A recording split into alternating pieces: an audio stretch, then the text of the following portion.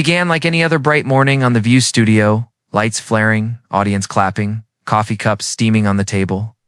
The cameras rolled with that familiar buzz, a sound that usually meant friendly banter and daytime laughter. No one in the control room yet sensed the storm waiting behind the stage curtain. Then came the voice in the earpiece. "He's here."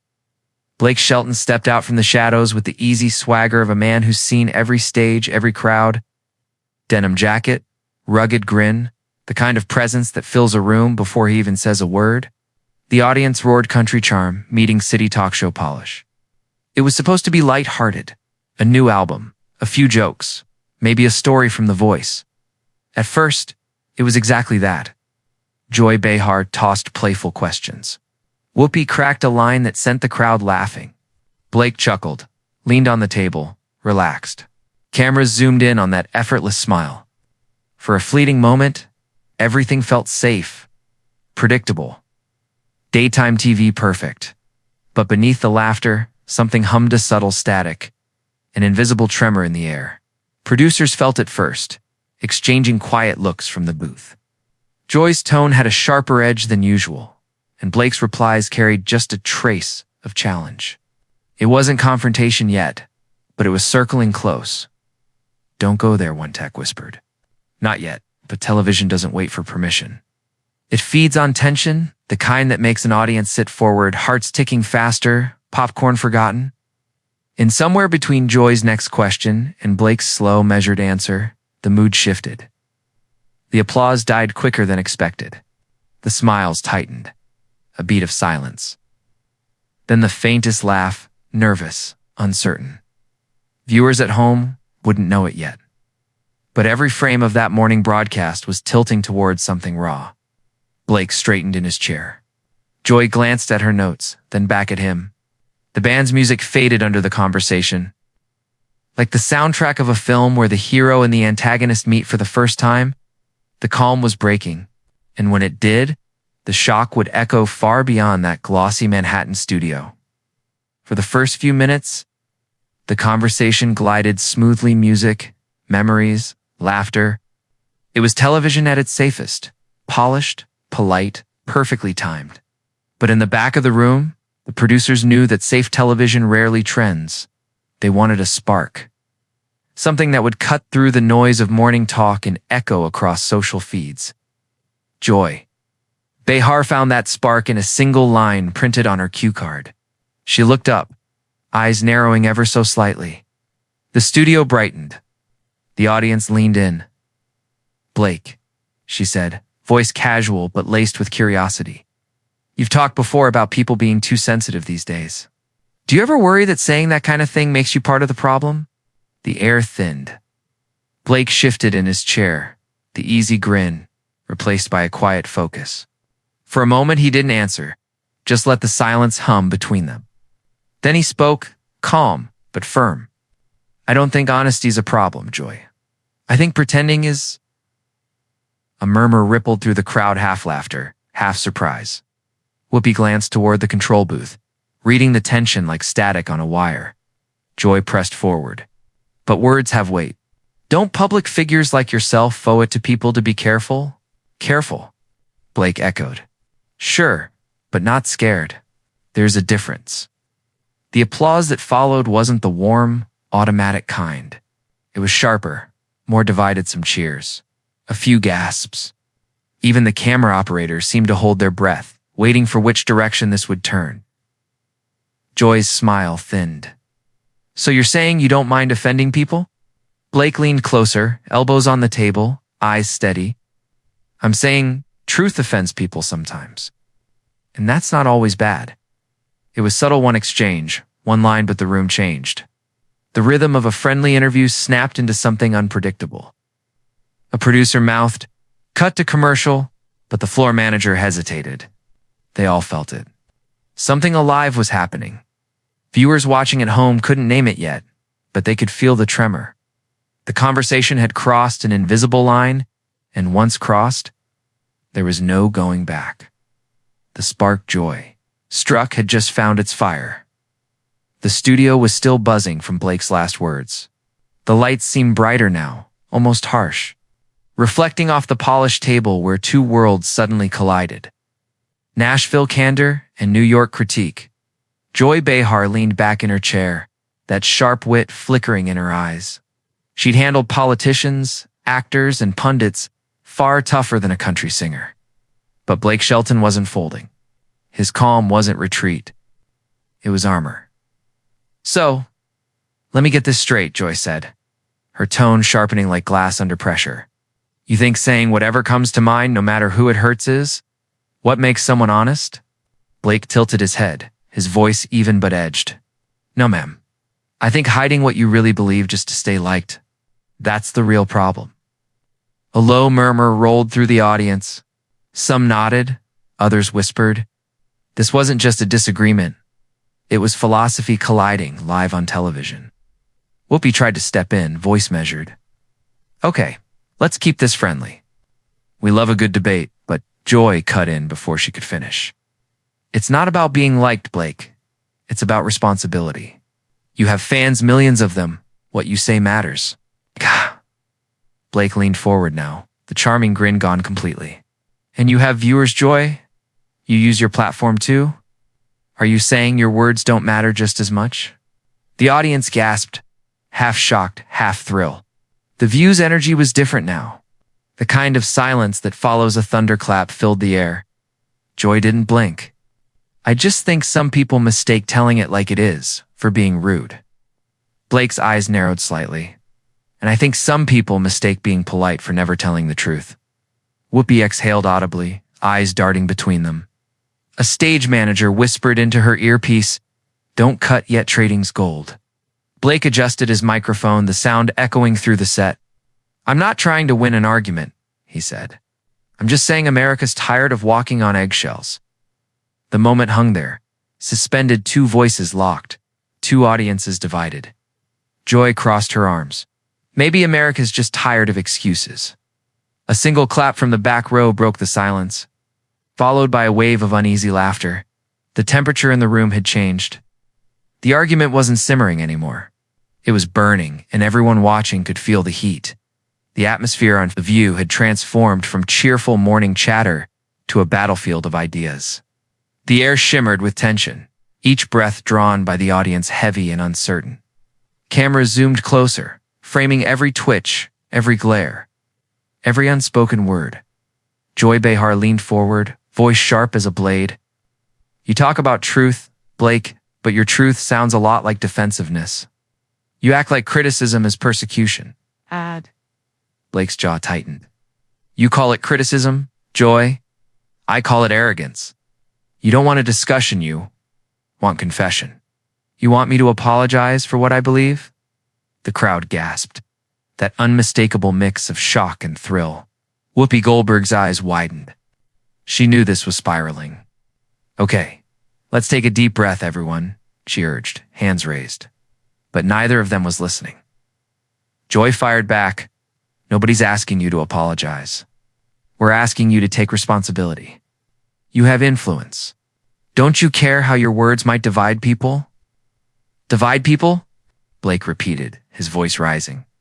"Lady, I play concerts where 20,000 people sing the same song. Black, white, rich, poor, it doesn't matter. That's unity. But you sit here, behind this desk, telling people how to think, and then call it progress." The audience erupted, half clapping, half booing. Chaos rippled through the studio. Blake stood up slightly, hands on the table, his voice booming with raw conviction. "I'm sick of this narrative that country music is some old, closed-off world. You want to talk diversity? I've mentored artists from every background you can imagine. What's this show done besides criticize?" Joy's lips thinned, her face flushed with heat. "This show has given a platform to people who never had one. We challenge power, we don't bow to it." "Power," Blake scoffed. "You are the power, Joy. You've got millions watching, but you only tell one side of the story." The studio went silent. You could hear the faint buzz of the overhead lights, the distant hum of a camera crane. Joy slammed her hand on the table. "I will not be lectured by a country singer about journalism." Blake smiled slowly, dangerously. "And I won't be lectured by a talk show host about real life." The silence that followed wasn't empty. It was electric alive, like the split second before thunder shatters the sky. The moment felt radioactive. No one in the studio dared to move. The laughter, the applause, the casual chatter that usually filled the view, all of it had evaporated. Blake, Shelton, and Behar sat on opposite sides of the table. But the air between them crackled like live wire. Cameras zoomed in. Tight. This was television lightning, impossible to look away from. Joy broke the silence first, her voice trembling but firm. You know what's really frustrating, Blake? Every time someone challenges you, you hide behind your fans. You use them as a shield. Blake leaned in, elbows on the table. I don't hide behind them, Joy. I stand with them. There's a difference. Joy's eyes narrowed. Standing with them doesn't mean shutting your ears to reality. And talking about reality doesn't mean you understand ours. The audience let out a collective whoa. Even Whoopi's jaw dropped slightly. Sarah N. tried to interject. Let's just reset for a sec. The storm had already hit full force.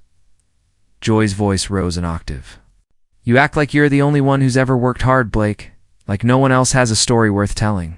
I never said that, Blake shot back, his Oklahoma drawl sharpening. But when you sit there and call millions of people backward because they love country music, you're not listening, you're judging. The studio gasped again. Joy slammed her hand on the table. Don't you dare twist my words. Blake leaned back, smirking.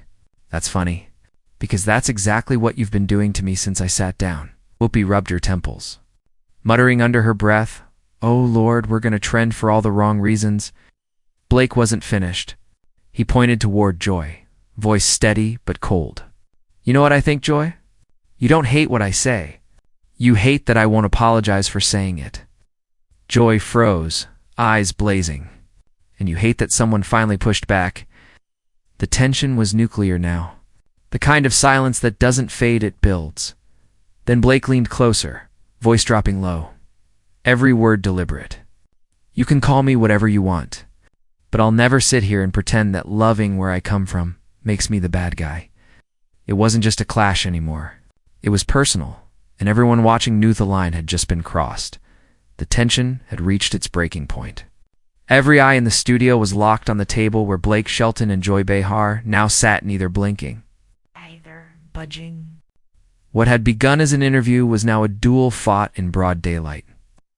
Every word a bullet, every pause a powder keg. Joy straightened in her chair, her voice sharp and trembling with fury. You talk about respect, Blake, but you came here swinging. You're angry because people don't worship the ground you walk on. Blake's laugh cut through the air, low, bitter and disbelieving. Worship? I don't want anyone to worship me. I just want folks like you to stop looking down on people like us. A collective gasp rolled through the crowd. Cameras whipped between them like frantic witnesses to a train crash in real time. Joy fired back instantly. Nobody's looking down on anyone. But you can't sit there and act like your version of America is the only one that matters. Blake stood up slowly. The studio lights glared off his denim jacket as he towered over the table. My version of America? He shot back. My America is made up of people who work hard, love their families, and don't need the media telling them they're wrong for it. The audience roared, half cheering, half shouting. The energy was chaos. Whoopi shouted over the noise. Okay, we need to come, Blake. Sit down. Joy let him finish, but it was too late. Joy rose from her seat too, eyes blazing. You don't get to lecture me about real people, Blake. I've spent my life fighting for them. Blake leaned forward, his voice dropping into that dangerous, thunderous calm. Then maybe you should start listening to them instead of talking at them. The audience fell silent again. You could hear the air conditioning hum. Even the crew stopped moving. Joy's hand trembled as she pointed across the table. You think you can walk in here, yell about media bias, and storm out like a hero? Blake's answer came like a hammer drop. No, ma'am. I'm not a hero. I'm just someone who's tired of being told my world doesn't matter. And then dead silence. No applause. No laughter. Just two people, standing in the wreckage of what used to be an interview. The explosion had happened. And the fallout was only beginning. For a full 10 seconds, the view was frozen in silence. No laughter, no applause, no witty save from the hosts. The kind of silence that doesn't just fill a room, it owns it. Blake Shelton stood there, breathing hard, the adrenaline still pulsing in his jaw. Joy Behar, still standing too, stared back with eyes that were equal parts fury and disbelief. Between them hung the heavy air of something that couldn't be taken back. Whoopi Goldberg broke the spell first. "All right," she said softly, her voice more tired than stern. "Let's take a breath before someone says something they can't unsay." But the damage was done. The audience, once excited fans ready for a fun celebrity chat now, sat stunned. You could see it on their faces. This wasn't a performance. This was real. Blake looked down at the table, exhaling through his nose. His voice quieter now, but cutting through the tension like gravel underfoot. "You know, Joy, I came here to talk about my new album. About music, something that brings people together. But somehow, that turned into a lecture about who I am." Joy's lips parted, but no sound came out. The fire in her voice had dimmed. All that remained was exhaustion. "I wasn't trying to attack you," she said finally. "I was trying to understand where you're coming from." Blake shook his head slowly. "No, you weren't. You came here ready for a fight. And that's the problem. Nobody wants to listen anymore. Everyone's just waiting for their turn to shout." Whoopi glanced at the producers off camera, signaling for a commercial. They hesitated. No one dared cut away. The moment was too raw, too human. Blake's voice softened again, just enough for the audience to lean in. "You know what's funny? The songs I write half the time, they're about mistakes, about people trying to find common ground. But I guess common ground doesn't make good TV." Joy finally sat down, her hands trembling. "Maybe we both messed up here," she said quietly. Blake gave a half smile, sad, almost weary. "Maybe, but at least I showed up to talk about music, not politics." The crowd stayed silent. The cameras zoomed in one last time on the two of them, battle-scarred, strained, but unmistakably human. What started as an interview had become something else entirely.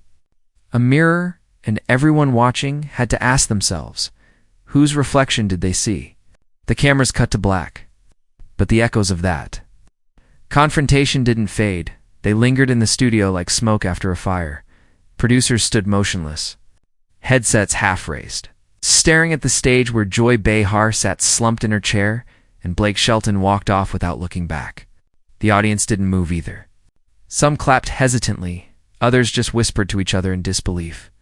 Nobody quite knew what they had just witnessed: an argument, a meltdown, or maybe something truer. Backstage, the tension followed Blake like a shadow. Crew members avoided eye contact as he peeled off his microphone, his face unreadable. One of the assistants offered a bottle of water. He shook his head. "No thanks," he muttered. "I said what I needed to say." Meanwhile, Joy sat in silence at the table, staring down at her notes. The producers whispered around her: damage control, headlines, PR spin. But Joy wasn't listening. Her fingers tapped the paper in front of her, the same question running through her mind. Did I go too far? By the time the clip hit social media, the internet had already picked sides. Hashtag Team Blake. Hashtag Team Joy. Millions of comments poured in within hours. Finally, someone said what we're all thinking. Joy did her job holding him accountable. This was TV history. The views ratings skyrocketed overnight. News outlets replayed the exchange on loop. Every frame analyzed, every quote dissected. But beneath the noise, something deeper was stirring. A conversation far bigger than either of them. For Blake, the backlash turned into momentum. His album sales spiked, concert tickets sold out, and interviews flooded in. For Joy, the heat came in waves: praise from some, criticism from others. Yet privately, both of them were thinking the same thing. Was it worth it? In the quiet aftermath, when the lights dimmed and the set emptied, there was no clear winner, only two voices that had dared to clash in a world that rarely listens. And maybe that's what made it unforgettable. Because long after the broadcast ended, people weren't just arguing about who was right. They were finally talking about why no one ever really hears each other anymore. The fight had ended, but the conversation had only just begun. So, after everything you've just seen, one question remains. Whose side are you on? Was Blake Shelton, the voice of honesty, finally saying what millions feel, but never dare to say on live TV? Or was Joy Behar, the one standing her ground, challenging power and demanding accountability? Even when the room turned against her, this wasn't just a talk show clash. It was a reflection of something bigger to America's colliding in front of the cameras. And whether you cheered for Blake's defiance or Joy's conviction, one thing's for sure. Moments like this remind us how fragile our conversations have become. So now it's your turn to speak up. Drop your thoughts below. Are you hashtag Team Blake or hashtag Team Joy? Tell us what you saw behind that confrontation. Truth, pride, or just pure chaos. And if you crave more stories that pull back the curtain on TV's most shocking, unscripted moments, hit subscribe, turn on notifications, join the Talk Show and Tell community, because next time, when the cameras roll and the tempers rise, you'll want to be here when it happens.